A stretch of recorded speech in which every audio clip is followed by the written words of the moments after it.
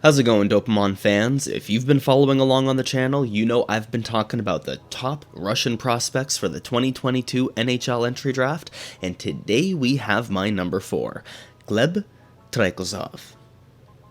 A little bit about him: he's a winger, stands 6'1", and weighs in at 185 pounds. He spent 11 games early in the season playing in the VHL against men, but since December of 2021, he's been playing in the MHL for the Avant-Garde Omsk junior team, Omskie Yastreby, where he put up an incredible 23 goals and 22 assists for 45 points in 35 regular season games. This put him second in points per game for first-year draft-eligible players who played at least 20 regular season games this season. The only part more impressive of his stats is his 10 goals and 8 assists in only 13 playoff games. The scoring run he's on has put him at the top of a lot of scouts' lists, and it's sort of made a meme out of him. But I've been watching him for a while now, so I want to take a closer look before jumping on the hype train. And I want to start with the stats, because he was unable to produce at the VHL level. All top prospects out of Russia in the past few years have been able to score at the VHL level, so it's a little bit concerning that he couldn't. But, on the plus side, he only played in the VHL in the first half of the season and has grown a lot offensively, to the point that he might have been able to produce at the VHL level in the second half of the season if he were given a chance. Next, I want to talk about his shooting percentage, because the goal numbers he put up were crazy high. So, during the season he was shooting at 14%, while during the playoffs he was shooting at 22.7%. That 14% during the regular season is great for a goal scorer and sustainable, while the 22.7% in the playoffs indicates that level of scoring was above the normal and more of a hot streak. That's not a bad thing. It means that he can score at that pace when he picks it up, but normally he scores a little bit lower. For an NHL comparison, Alexander Ovechkin's career shooting percentage is around 13%, while during the 22 playoffs that are on right now, the current leader in shooting percentage is Evander Kane at around 24%. So these are perfectly good numbers for really good goal scorers, both during the season and on hot streaks during the playoffs. But I want to compare these shooting percentages to other top forwards out of Russia. In the regular season, both Alexander Perevalov and Daniela Yurov had a higher shooting percentage than Trikozov. It was only by a little bit, but I think it goes to show that his goal scoring didn't stand out above the other top prospects as much as some scouts seem to imply. Even in the playoffs where he scored 10 goals, his shooting percentage was still near that of Alexander Perevalov, who had only scored 3 goals. The key here is quantity, not necessarily quality. Gleb was shooting more shots, so he scored more goals. Don't get me wrong, his numbers are incredible, and he deserves to be grouped with the other top prospects in Russia, but I don't think any of his stats indicate that he's the number 1 Russian prospect in this year's draft. That being said, we need to examine why Trikozov shoots more often and how he generates his offense by breaking down his skills and style of play. And for that, we turn to the video. The main way Trikozov generates offense is by using his speed and skill through the neutral zone, and then in the offensive zone, attacking the slot. He's an absolute lightning rod for this type of scoring, which I think will translate well in the NHL. He gets himself into the high percentage areas.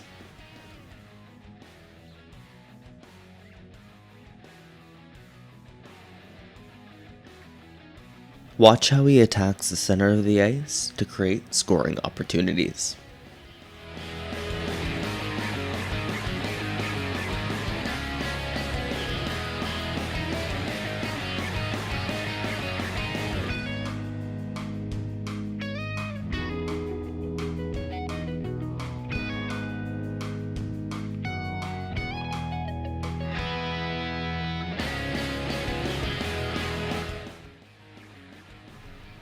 Even as a winger, he's able to find a lot of space in the center of the ice, whether he passed the puck or skated in himself.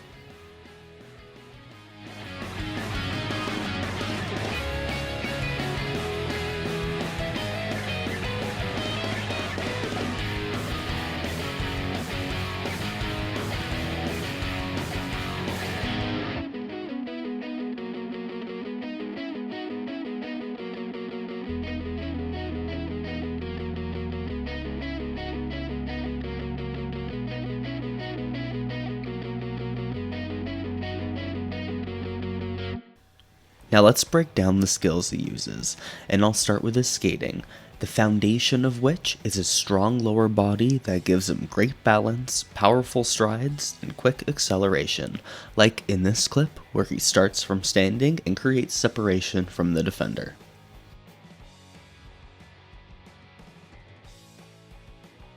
Or in this clip, how he holds his balance to win a puck battle. And of course, it translates to his raw speed and ability to beat defenders for breakaways, dump-ins, or simply to get the puck deep.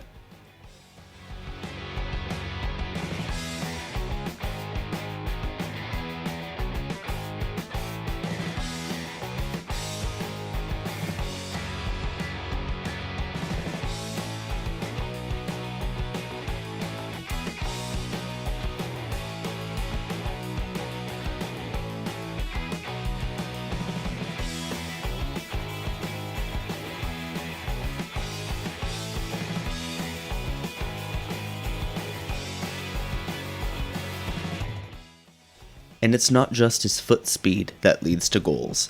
Trikozov has one of the quickest hands in the draft, and it leads to silky smooth puck skills like this insane wrist shot release.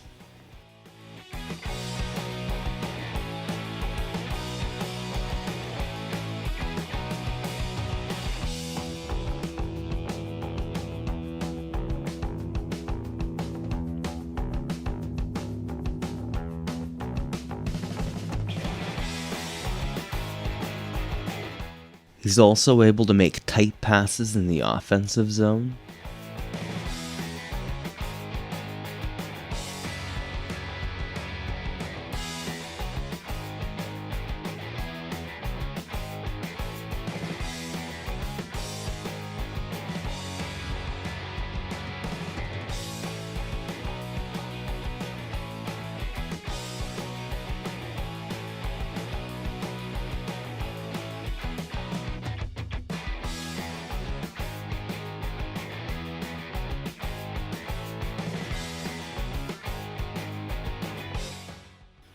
And I think a huge underrated part of his game is his elite breakout pass from the defensive zone.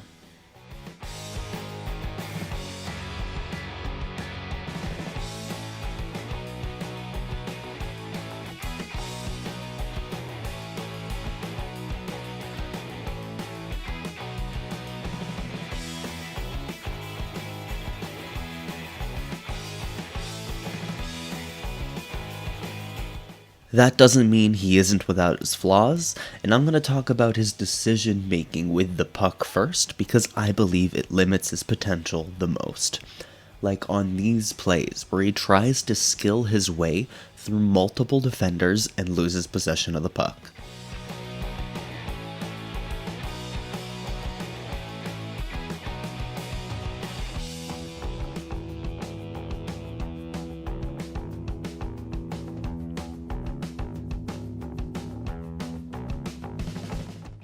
For as much speed and skill that he has, it doesn't matter when he tries to one-man army the entire opposing team's defense. It completely ruins his transition game and makes all his tools kinda worthless when he turns over the puck like he does.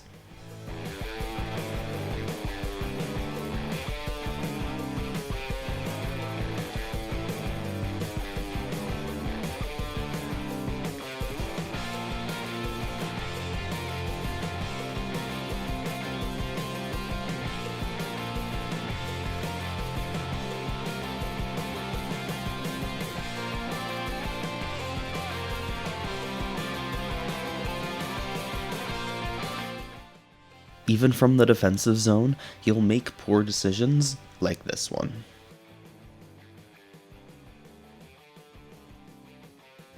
And his passing choices aren't always great either, often not looking before making a bad one and simply giving the puck away.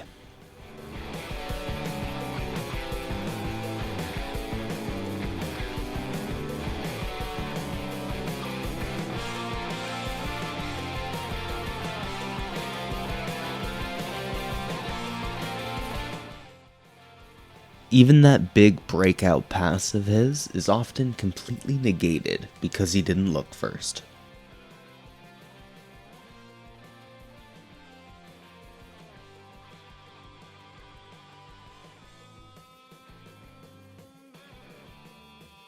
And just in general, he often seems disengaged or lazy, which puts him a step behind and leads to penalties and turnovers, like here where he lets the opposing player walk into the slot.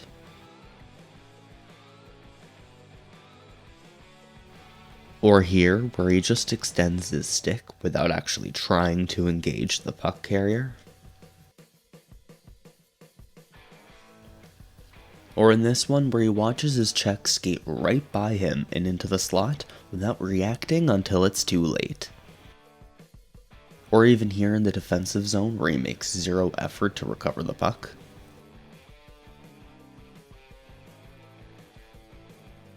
Or on the transition here, not paying attention and getting stripped. Or this lazy back check, where he engages the puck carrier way too late.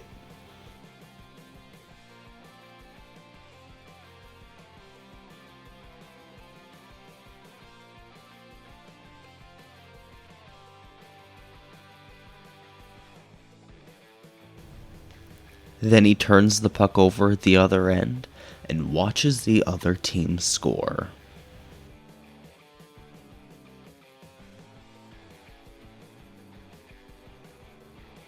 Or here, where he puts in a good effort to backcheck, but playing it back from the start, we see that the opposing skater is way more attentive and gets the head start. That's what puts Gleb behind and then causes him to get a penalty. And not just defensively, but all over the ice. Like here in the offensive zone, being late to stick check, which leads to a high stick. Or getting a penalty here for holding a player that was quicker than him along the boards.